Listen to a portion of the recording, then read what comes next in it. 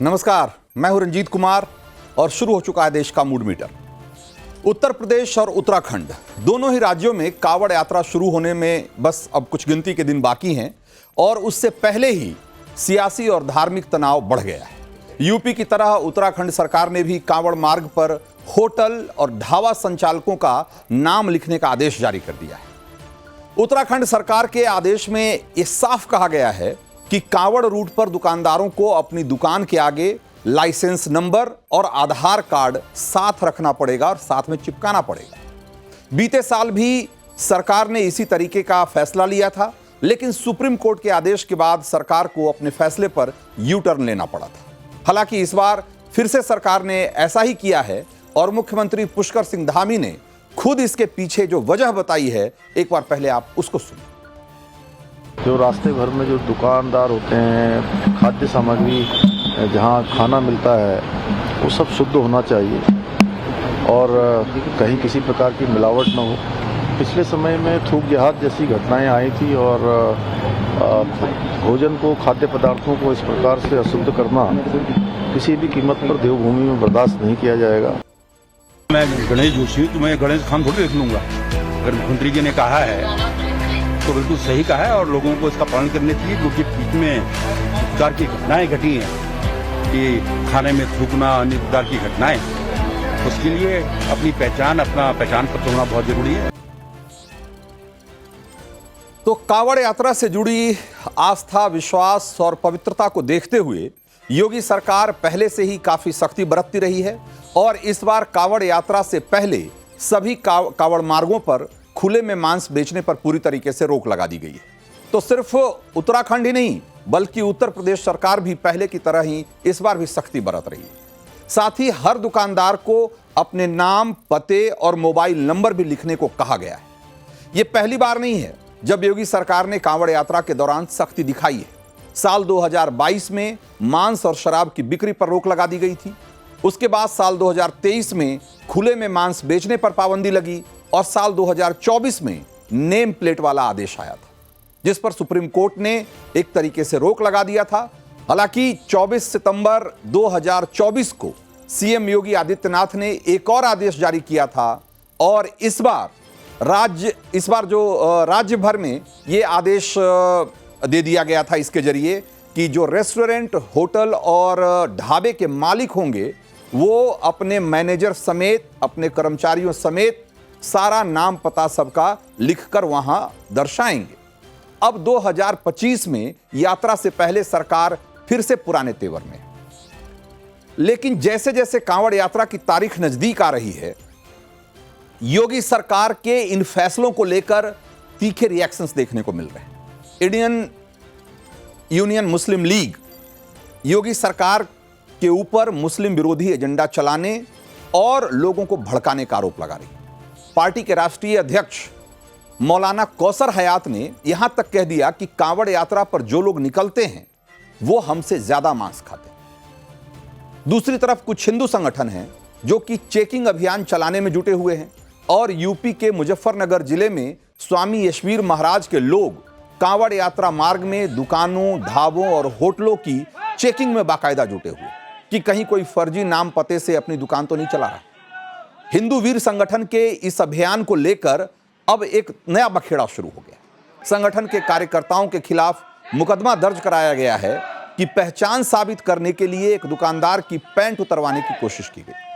अब समाजवादी पार्टी के पूर्व सांसद एसटी हसन ये कह रहे हैं कि हिंदू वीर संगठनों के कार्यकर्ताओं और पहलगाम के आतंकियों में क्या फर्क है, जबकि जिस ढाबे में चेकिंग का यह मसला था उस ढाबे के मैनेजर ने खुद सामने आकर कहा है कि जब चेकिंग हुई थी तो किसी भी व्यक्ति का कपड़ा नहीं उतारा गया।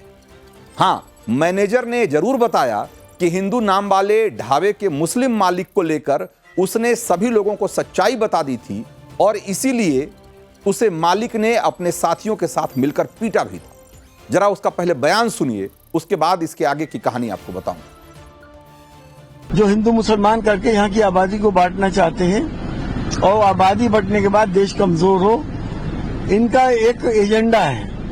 लोग इस बात को समझ नहीं रहे, लेकिन धर्म की आड़ में धार्मिक ब्लैकमेल करके ये सब हरकतें कर रहे हैं किसने ये राइट दिया इनको कि ढाबों की चेकिंग करें? ये किसने इनको ये राइट दिया कि लोगों की पैंटें उतरवाएं? यहाँ पेंट वेंट किसी की नहीं खुली। मैं 24 घंटे यही हूँ और साहब कोई झूठ सच की क्या गुंजाइश, सच बोल रहा हूँ। मेरे सामने कुछ भी ऐसी घटना नहीं हुई। मेरी देखी बेटे ये जी वो पेंट वेंट पे कोई बात नहीं थी। तो दरअसल ये पूरा मसला ये है कि कांवड़ मार्ग पर ऐसे कई होटल हैं जिनके नाम तो हिंदू पहचान से जुड़े हुए, जैसे कान्हा, वैष्णो, गणेश, लेकिन इन होटलों के मालिक मुसलमान हैं। वैसे इसमें कोई कानूनी अड़चन नहीं है कि कोई मुसलमान अपने होटल का नाम हिंदू नाम पर रखे या नहीं, कानूनी कोई ऐसी बाध्यता नहीं है। लेकिन समस्या यह है कि ऐसे हिंदू नाम वाले होटल चलाने वाले मुस्लिम मालिक अपनी पहचान बड़ी चालाकी से छिपा लेते हैं। ऐसे में चाहे योगी सरकार हो या धामी सरकार, उनका ऑर्डर यहां बहुत महत्वपूर्ण है कि मालिक को अब अपना नाम भी लिखना पड़े।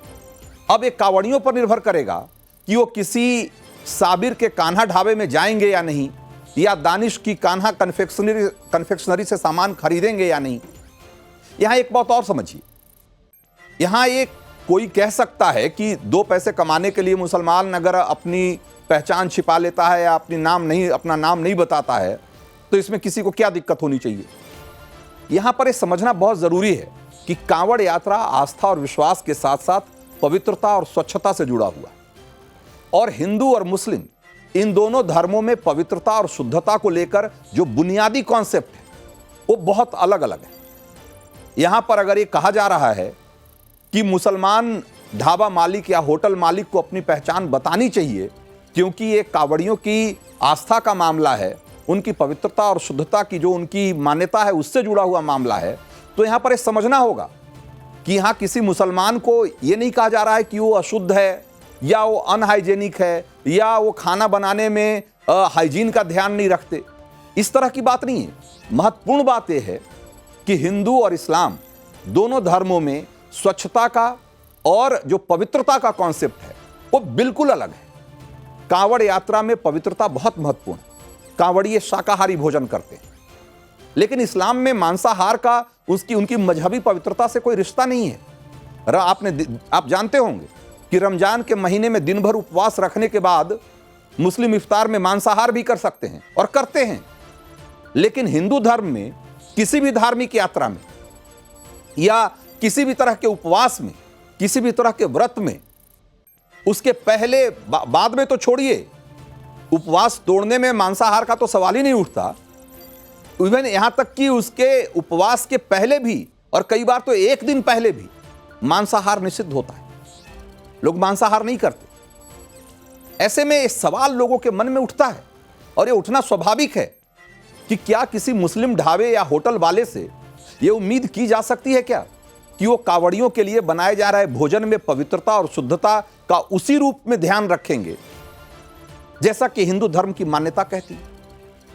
हिंदू धर्म की मान्यता यह कहती है कि अगर आप धार्मिक यात्रा या किसी तरह के व्रत या उपवास को कर रहे हैं तो उसके लिए जो भोजन बनाया जाएगा, चाहे उपवास के पहले या बाद में जो भी खाया जाएगा, उसको बनाने में भी उसी तरह की स्वच्छता और पवित्रता का ध्यान रखा जाएगा। यानी कि कोई मांसाहार करके वो भोजन नहीं बना सकता।